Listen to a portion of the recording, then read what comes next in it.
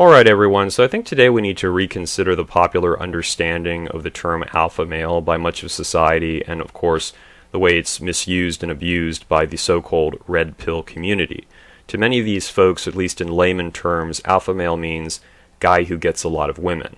Of course, this understanding completely ignores many of the other characteristics that would apply to an alpha male in like a wolf pack, or even amongst humans: leadership, certain particular forms of charisma, ability to make sound judgments. No, it's just about attracting women.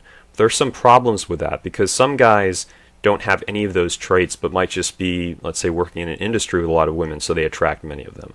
Or you take Shawn Mendes, one of the most beta supplicating guys in the music industry. His songs are always about trying to chase after some unattainable woman who ignores him.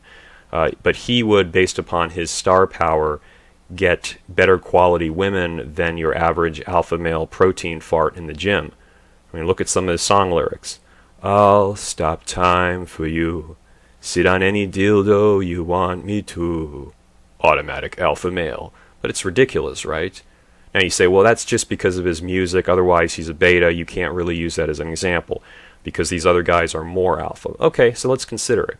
Take my good friend Pitt Brady, the actor. In 2005, he's at the top of his game. Extraordinarily good looking.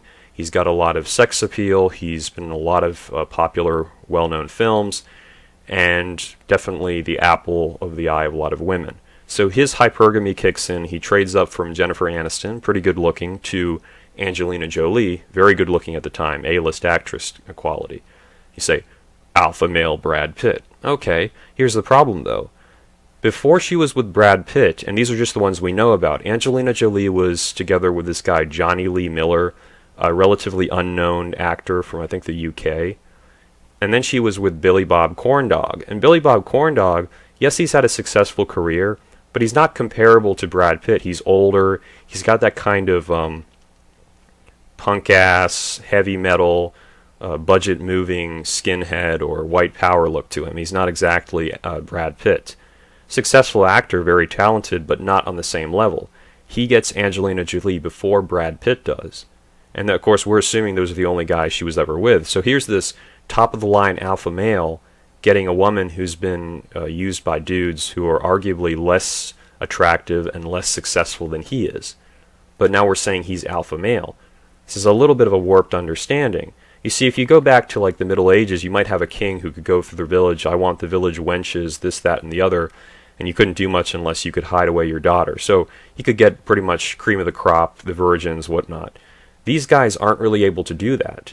They're going after basically the bottom of the barrel. I mean, they might be good-looking women, but they've still been with tons of men. They've gotten TSA checked their baggage, maybe 10, 20, 50 times, but well, they're good-looking, therefore it's an alpha male.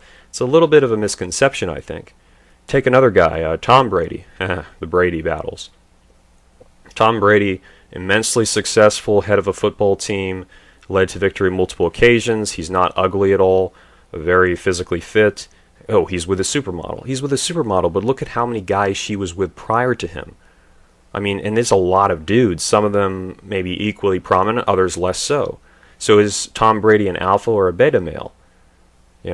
She's been through all these guys, and hell, if you put him up next to DiCaprio, forgetting about the fact that DiCaprio is an actor, and let's say Brady is just Brady without being a football star, you would think that Brady is the alpha male. DiCaprio is this little shrimp on the Barbie, nerd. But DiCaprio got her first, and DiCaprio is known for pumping and dumping women. So again, we have to ask, at what point do you start defining alpha male by more than simply success with women? It seems like a limited understanding. And, hey, let's take another example going back in time. Napoleon Bonaparte. Dude was renowned, feared by commoners in other countries who otherwise would probably only know their own king. And he goes from being relatively nothing on an island to leading the French Empire. So definitely not a guy you can accuse of being, not accomplished or weak or not courageous. He married the mistress of his superior officer in the military. And when he was trying to campaign through Egypt, he got cucked by her. This is Napoleon. Now, we could call Napoleon a beta male, but it's like, where does it all play out? Napoleon's more of an alpha male in terms of his the sum of his accomplishments than most of these actors, but certainly most of these people who in the current age describe themselves as alpha male on the basis of getting women. You see, we need to be able to differentiate between a guy who all around embodies what it means to be an alpha male and a guy who's just good with women. It's not necessarily the same thing.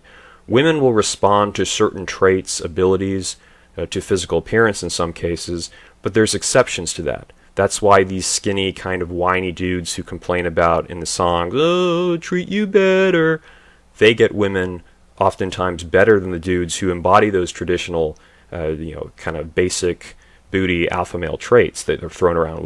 You got to be 6 feet and strong and not give a damn. Like, okay. So my point is that it's a bit of a warped understanding, and I think people should stop throwing it around so much. I get the fact that there's a lot of fragile egos on the internet, particularly when it comes to the subject of male and female relationships, but it's not particularly accurate when your supposed definition of alpha male cannot stick if you apply it across reality. And that's what we need to consider. So in the heart of your pumped up, amped up, pre-workout heart, you know that I'm right.